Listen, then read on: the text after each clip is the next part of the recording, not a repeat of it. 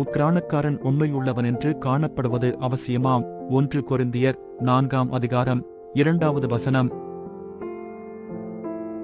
நம்பிக்கையை வளர்த்துக் கொள்ள நாம் என்ன செய்ய முடியும்? நம் வார்த்தைகளை கவனமாக பயன்படுத்துங்கள்.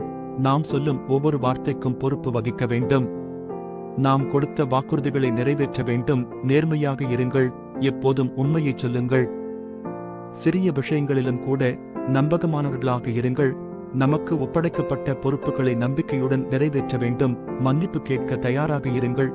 தவறு செய்தால் மனதார மன்னிப்பு கேட்க வேண்டும். இரக்கம் காட்டுங்கள். ஜெபம். அன்பின் கடவுளே, நம்பிக்கை என்பது ஒரு அமூல்யமான இரத்தினம் என்பதை நாங்கள் அறிவோம்.